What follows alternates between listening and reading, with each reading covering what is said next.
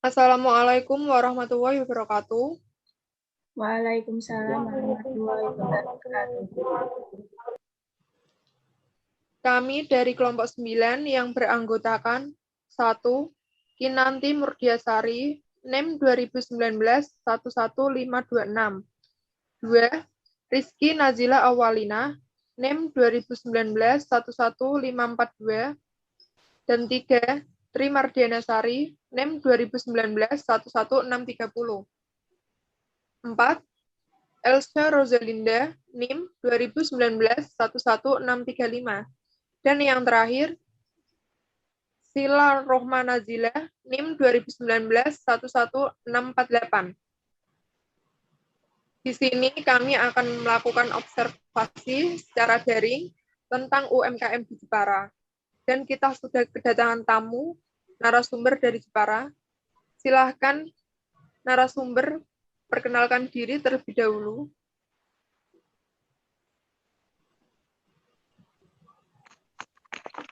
Baik, Assalamualaikum warahmatullahi wabarakatuh.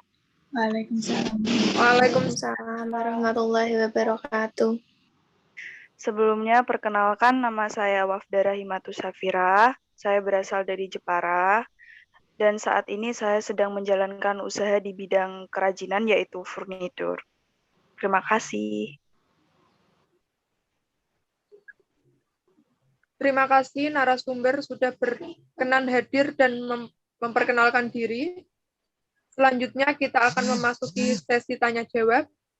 Silahkan penanya pertama bisa bertanya kepada narasumber.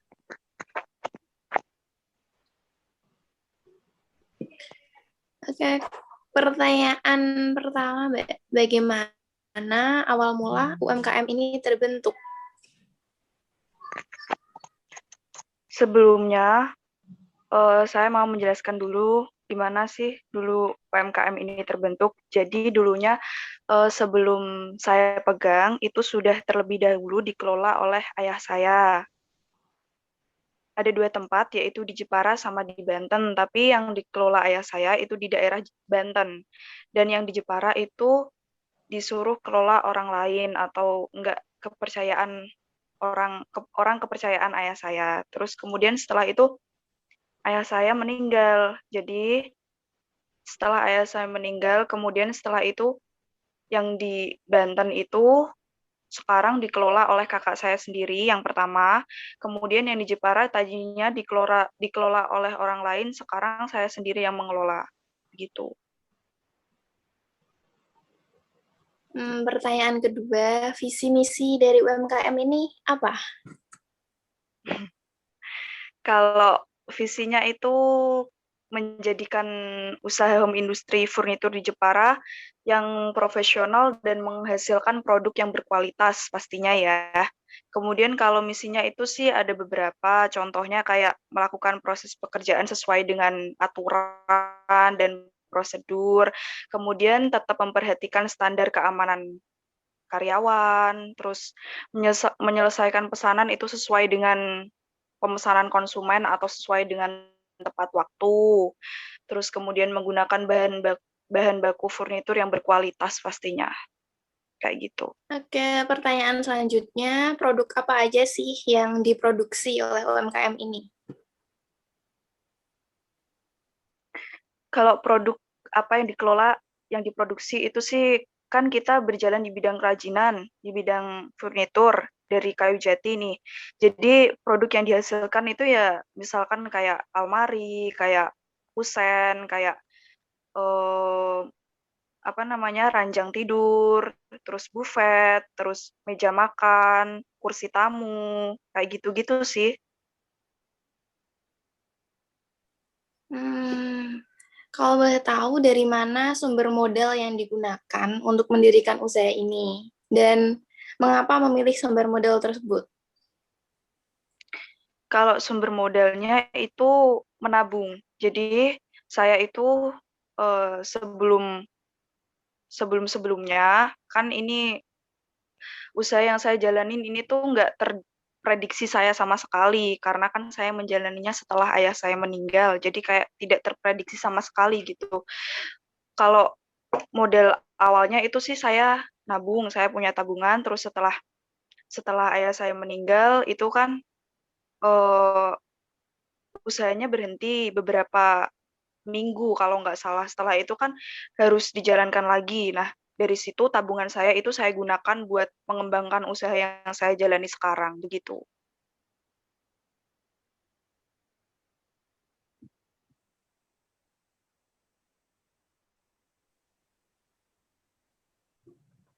Baik, terima kasih penanya pertama.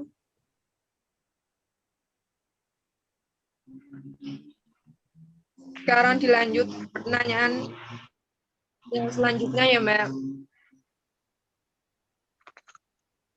Bagaimana cara mengelola keuangan usaha dari awal hingga sekarang supaya tidak mengalami kerugian?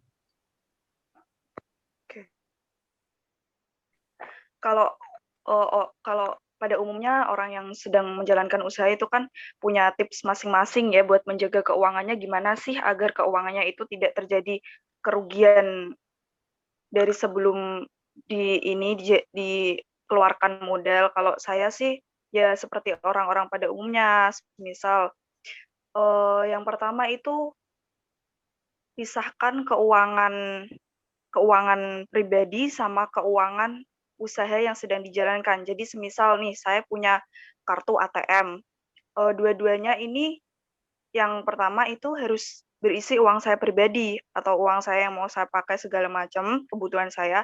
Terus ATM yang kedua ini harus berisikan keuangan buat usaha saya sendiri. Jadi tuh nggak dicampur adukan keduanya gitu. Terus kayak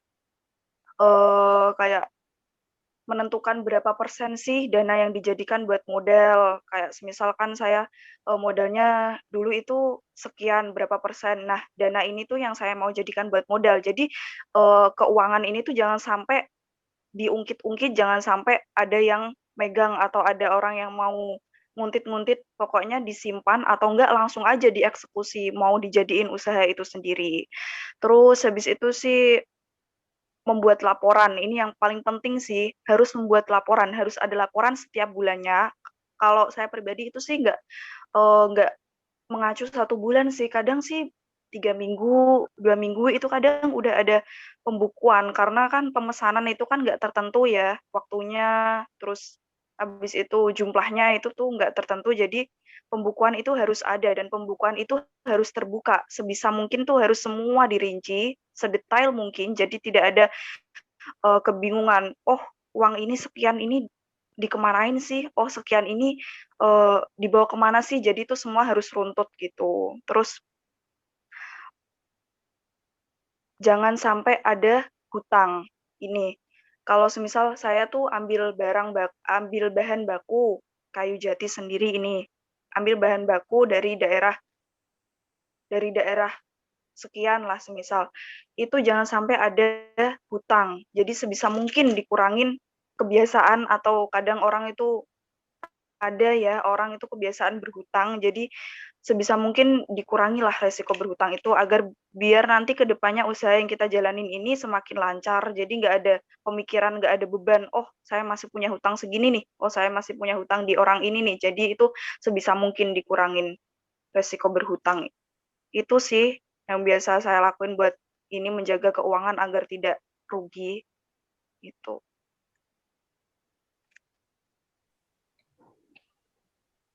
Baik, pertanyaan selanjutnya, dari mana asal bahan baku UMKM ini? Oke. Asal bahan baku ini kan yang saya pakai kan kayu jati ya. Kayu jati itu kan ada beberapa macam. Ada kayu jati semi, ada kayu jati merah, ada kayu jati putihan. Dan itu tuh nggak di semua tempat, nggak di semua daerah ada. Kalau semisal saya ambil bahan kayu jati yang merah atau yang ini yang paling sering dipakai itu kan kualitas paling baik, itu saya ambil dari daerah Rembang. Karena di Jepara saat ini untuk kayu jati itu sendiri itu sangat langka dan susah sekali ditemukan. Jadi saya ambil bahan baku kayu jati sendiri ini itu dari Rembang, dari daerah Rembang, gitu. Ya, pertanyaan selanjutnya, bagaimana cara UMKM ini menjaga ketersediaan stok bahan baku? Kalau untuk menjaga stok itu biasanya kita kan ambil pengiriman dari Rembang. Itu biasa didatangkan itu satu satu datangan ke Jepara itu biasanya itu satu truk atau dua truk. Kalau semisal satu truk itu kadang itu bisa bertahan untuk stok 2 minggu atau 3 minggu. Jadi kalau kita ngewanti-wanti biar bahan baku nggak kehabisan nih, jadi kita tuh ngesortir dari Rembang itu biasanya itu mungkin 2 atau 3 truk gitu. Jadi untuk menjaga stok bahan baku ini kalau semisal nanti, oh pemesanan sekian banyak, jadi harus siap-siap nih bahan baku disimpan di gudang gitu. Jadi untuk menjaga stok bahan bakunya sih biasanya kita sortir dari Rembang itu mungkin 2 atau 3 truk gitu, dari biasanya mungkin, 1 truk aja gitu kan. Kalau terkadang pemesanan banyak ini, kita ini harus stok bahan baku nih, harus stok kayu jati sendiri ini. Jadi berarti didatangkan dari Rembang itu 2, 3 truk gitu.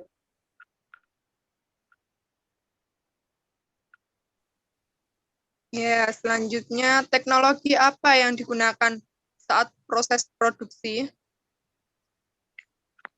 Kalau teknologi itu kan sekarang kan semakin canggih ya, semakin berkembang. Jadi kalau misalkan kita proses produksi nih, kadang itu masih pakai bahan manual. Kalau misalkan masih memakai pahetan kayu, tapi kita juga udah pakai mesin, mesin buat buat ngehalusin kayu, buat motong-motongin kayu kayak gitu kita udah pakai mesin. Terus kadang kita juga udah pakai pahatan yang elektronik kayak gitu sih, itu kita juga udah pakai gitu. Kalau alat-alatnya seperti itu. Kebanyakan mesin sih, mesin. Mhm.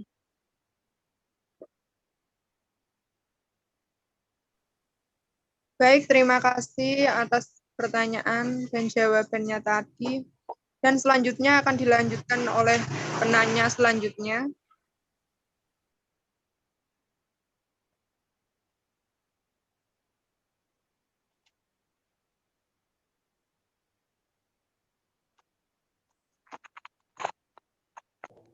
Pertanyaan selanjutnya, pertanyaan 9. Selain proses produksi, adakah proses lain yang memanfaatkan teknologi?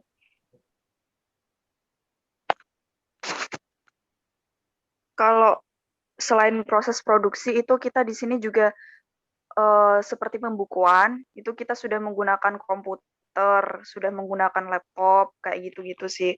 Kalau semisal pembukuan itu sebagian ada yang masih bersifat manual, ada yang dari buku langsung, tapi saya pribadi, saya megangnya, kalau ada laporan keuangan, saya makainya langsung elektronik kayak laptop, kayak komputer gitu.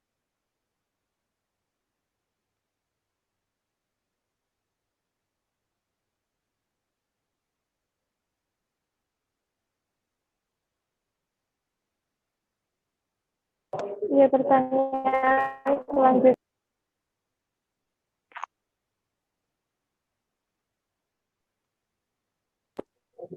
Bagaimana cara merawat mesin-mesin yang digunakan pada saat proses operasional UMKM ini? Apakah dilakukan pemeriksaan berkala atau bagaimana? Kalau menjaga mesin-mesinnya itu kita itu kayak semisal waktu libur, saya kan ambil waktu libur itu buat pengrajin itu hari Minggu. Nah, itu semisal kayak sebulan sekali atau berapa minggu sekali, itu kadang mesin itu kita serviskan gitu loh. Maksudnya itu buat di dalamnya mesin itu biar tetap lancar buat ngerjain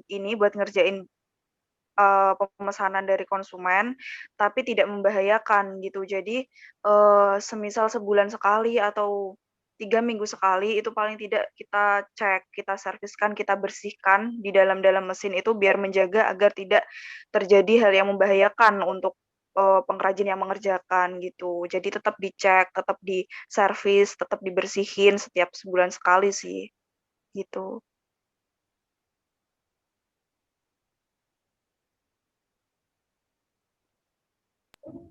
Apakah UMKM ini mempunyai target per hari? Misal sehari harus produksi sekian produk. Oh, kalau target produksi itu sih, ya setiap usaha itu pasti memiliki target. Namun kalau usaha di bidang furnitur ini sendiri itu tidak menentu. Kadang bukan hanya sehari sih, misalnya 1 minggu itu aja kadang nggak tentu. Kadang seminggu di awal itu berapa berapa barang yang terjual atau berapa barang yang diproduksi. Kemudian seminggu berikutnya itu juga berapa barang yang diproduksi. Jadi kita ini sih tergantung pemesanan dari konsumen, terus ke ketelitian, kecekatan dalam mengerjakan barang ini kira-kira berapa hari sih gitu. Jadi kan kadang barang itu nggak 1 hari jadi gitu. Apalagi ini kan barang-barang bukan yang dari plastik atau dari apa yang cepat, maksudnya yang cepat proses jadi gitu. Karena ini kan bahan kayu. Jadi prosesnya itu cukup memakan waktu yang lumayan lama. Apalagi bagian akhir atau bagian finishing itu udah paling lama sih. Jadi kita kalau menargetkan per hari itu enggak, karena itu tadi gitu, tergantung pemesanan barang. Jadi kita nggak tentu gitu.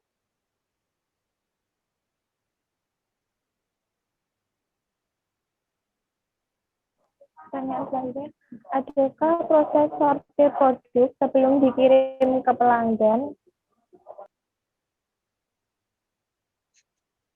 Gimana? Coba diulang, Mbak, nggak dengar.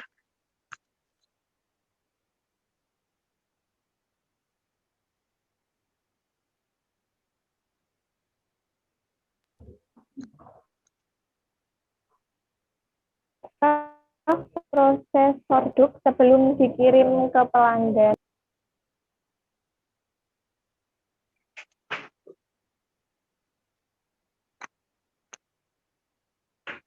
Bagaimana proses produk sebelum dikirimkan ke pelanggan? Begitu.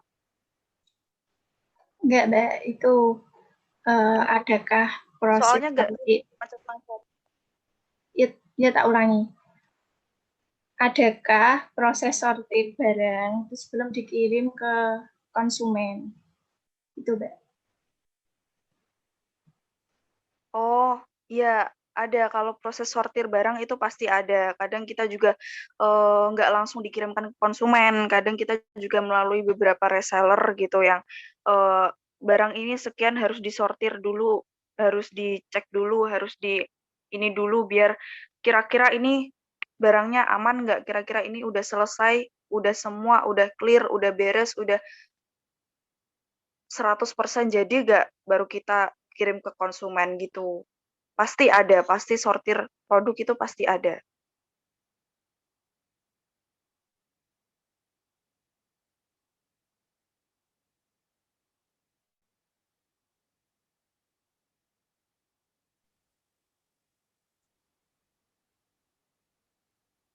Baik, silakan untuk penanya selanjutnya. Baik, pertanyaan selanjutnya dari saya ya Kak. Sebentar. Untuk adakah karyawan yang di UMKM ini, kalau ada, bagaimana cara memanage karyawannya supaya bekerja dengan efektif? Apakah diterapkan shift dalam ini UMKM-nya? Kalau karyawan pengrajin itu ada. Saya itu ada, kalau di Jepara itu ada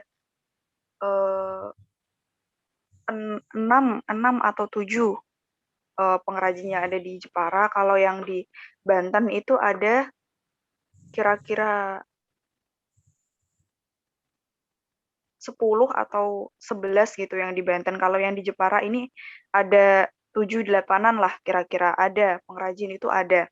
Terus kemudian gimana cara memanage kerja ini pengrajin biar efektif, itu kita nggak memakai shift karena kita kerjanya itu dari pagi sampai sore, dari pagi jam 7 sampai sore jam 4, atau enggak kalau misalkan ada barang dadakan atau enggak ada barang yang harus benar-benar hari itu dikerjain, itu paling enggak kita lembur lah sampai maghrib kayak gitu. Cuman kalau shift itu enggak ada.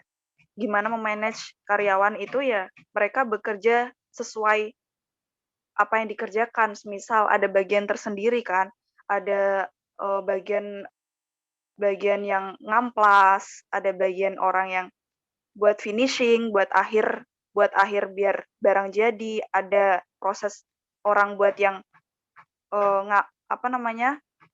mahet kayu sendiri itu ada. Jadi udah dibeda-bedakan gitu bagian mana yang harus dikerjakan karyawan biar ini nggak nunggu lama, harus biar secepatnya jadi. Itu kayak gitu sih. Jadi nggak melalui shift tapi melalui proses pengerjaan mereka masing-masing gitu.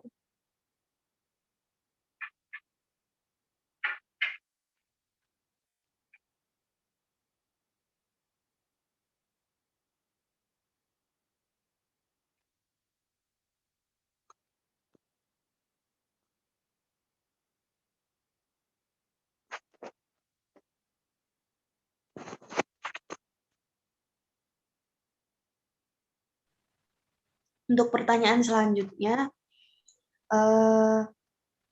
saat dipasarkan, apa produk yang ada di UMKM KK ini melalui proses finishing atau mentahan, Kak? Kalau pengiriman produk ini sesuai permintaan. Kadang kalau misalkan kita kirim ke reseller atau enggak ke dropshipper, itu biasanya barang mentahan, karena mungkin barang mentahan sama barang yang sudah jadi atau barang finishing itu kan lebih mahal barang yang sudah finishing. Kalau misalkan kita tergantung sama permintaan konsumen sih, kalau misalkan kita kirimnya ke reseller atau enggak ke UMKM atau enggak toko-toko yang minta dari kita lebih banyak gitu, biasanya mereka mintanya mentahan. Tapi kalau konsumen langsung dari rumah ke rumah, biasanya mintanya langsung finishing karena mereka kan tidak langsung diambil dari toko kan. Jadi mereka mintanya, "Mbak, tolong langsung ini, langsung jadi ya, langsung finishing nanti baru dikirim ke rumah." "Oh, siap, Pak." Tapi kalau kebanyakan dari reseller atau enggak dropshipper itu biasanya mintanya, "Mbak, jadi mentahan aja, nanti biar finishing biar di toko kita sendiri," gitu. Jadi tergantung permintaan. Kita melayani finishing dan mentahan gitu. Oh, oke. Pertanyaan selanjutnya, untuk ini daerah mana saja yang menjadi target UMKM-nya Kakak?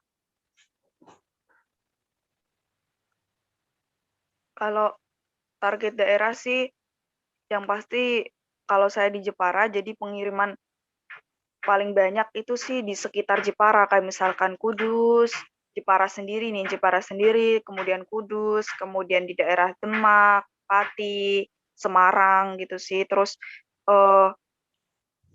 kalau nggak ke Banten, kalau nggak ada pengiriman ke luar pulau juga sih ada gitu, kayak di Sulawesi, kayak ke Kalimantan itu ada. Kalau permintaan dari sana banyak gitu, kita kirim 1 atau 2 truk gitu ke daerah. Kadang itu seringnya ke Sulawesi atau Kalimantan, itu sih pengiriman kalau keluar pulau paling sering gitu. Terus kalau enggak ya di Jakarta, Banten. Cuman kalau pemesanan paling banyak itu sih di daerah Jawa sendiri, di daerah Jawa Tengah kayak di Jepara sendiri, di daerah Demak, Semarang, Kudus, Pati kayak gitu sih. Oke. Untuk pertanyaan selanjutnya bisa dilanjutkan. Ya, terima kasih. Selanjutnya, apakah produk furnitur ini juga dipasarkan secara online, Mbak?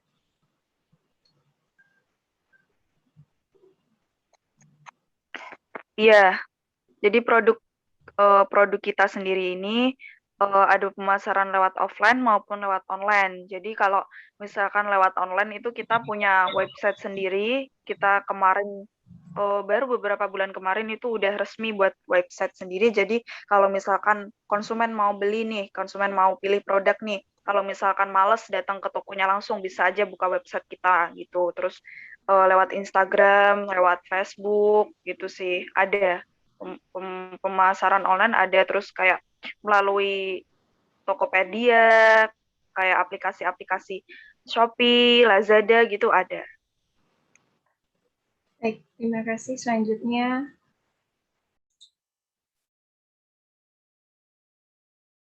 oke, selanjutnya, pertanyaan selanjutnya adalah, berdasarkan produk yang disebut di atas tadi, seperti almari, meja tamu, kusen, dan buffet, itu harga per produknya berapa, Mbak? Dari mulai terendah hingga tertinggi, masing-masing produknya.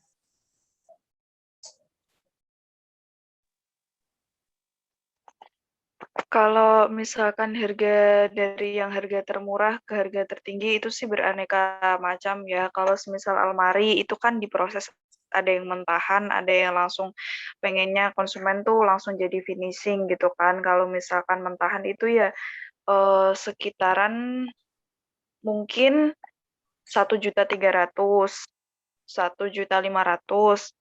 Kalau yang paling mahal itu misalkan full ukir gitu, full ukir, finishing, pintu 4 atau pintu 5 gitu, itu bisa mencapai 7 juta atau 10 juta gitu kalau almari. Kemudian kalau kursi tamu misalkan ya yang simple, yang desainnya simple, yang mentahan, tidak finishing, itu biasanya sih dari 2 juta sampai 2.500.000 itu yang paling murah. Terus kalau yang paling mahal itu sekitaran ini yang gede-gede gitu bentuknya yang kayak kursi tamu model arwana gitu. Itu bisa mencapai sampai 47 juta, 50 juta kayak gitu kalau misalkan kursi yang gede-gede banget gitu modelannya gitu. Gitu sih, jadi tergantung model dan tergantung ini, kesulitan dalam pengerjaan barangnya gitu, tergantung model. Oke, baik. Selanjutnya, misal membeli kerajinan ini kan banyak, itu adakah diskon khusus? Oh. Ya kalau biasanya kita itu make kalau untuk reseller itu pasti ada harga tersendiri, apalagi pengambilannya ini ya banyak. Tapi kalau misalkan dari konsumen rumahan langsung belinya satu barang nih, jadi ya harganya ya dari harga itu sendiri gitu. Tapi kalau misalkan diskon itu sih kita ada paket paket harga barang gitu. Kalau misalkan ada paket misalkan ada kursi tamu, satu set sama meja, terus ada meja buat meja hias gitu. Itu kan beda ya, beda penjualannya, tapi kita bisa jadiin paket barang gitu. Terus baru kita pasarin, terus kemudian mungkin biasanya eh, ranjang tidur sama almari itu kan beda pemasarannya. Itu bisa kita jadiin paket paket barang gitu. Jadi kita jualnya itu per paket dan harganya jatuhnya lebih murah. Itu sekarang sangat banyak diminati sih sama konsumen gitu. Mereka sering mintanya, "Mbak, saya mau yang paket barang dong yang ini nanti biar sekalian pengirimannya biar nanti di total sekalian harganya berapa gitu. Nanti jatuhnya itu lebih murah sih gitu. Kalau diskon itu kita sering kasihnya ke reseller yang pengambilan barangnya banyak, kemudian kita kasih harga khusus kayak gitu. Terus kemudian kayak konsumen yang udah sering langganan di Kurnia Jati Furnitur nih, itu sering kita kasih, "Ya udah Pak, segini aja deh, udah saya kasih," gitu. Gitu. Kayak biasanya gitu sih. Ya, baik. Selanjutnya pertanyaan terakhir, Mbak. Sekarang kan masa pandemi. Adakah tantangan tersendiri dalam usaha UMKM yang Anda jalankan? Kalau tantangan itu pasti jelas lebih banyak ya daripada sebelum ada pandemi. Karena di masa pandemi ini kendalanya cukup sangat amat rumit untuk usaha-usaha UMKM yang sedang berjalan, terlebih saya sendiri juga mengalaminya gitu. Kalau tantangan itu sih kita harus lebih effort dalam pengerjaan barang yang sedang kita jalani gitu. Kemudian dari segi pemesanan itu juga ada kendala sih, dari yang dulu sebelum pandemi pemesanan lumayan cukup banyak. Setelah adanya pandemi ini, pengurangan dari pemesanan barang ini cukup drastis ya, mungkin ada dari 50% dari sebelumnya itu ada, tapi tantangannya itu sendiri. Kita harus lebih effort dalam pengerjaan barang, kita harus lebih effort dalam pemasarannya gitu. Jadi gimana sih biar buat konsumen itu biar bisa tertarik sama barang kita, tapi tetap sesuai dengan kebutuhan, tetap dengan harga yang masih di pasaran masih bisa dijangkau sama mereka gitu. Jadi mereka tuh tetap bisa menikmati barang yang kita jual, tapi tidak mengurangi kebutuhan mereka kayak gitu sih. Jadi kita harus pintar-pintar mengelola cara pemasarannya itu sendiri gitu, Mbak. Ya, terima kasih. Terima kasih. Waktu dan tempat saya kembalikan kepada moderator.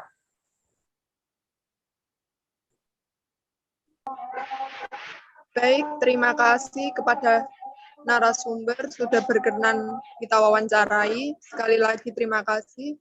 Semoga usahanya bertambah sukses. Dan sekian dari kelompok kami. Apabila ada salah kata mohon dimaafkan. Terima kasih. Wassalamualaikum warahmatullahi wabarakatuh. Waalaikumsalam warahmatullahi wabarakatuh.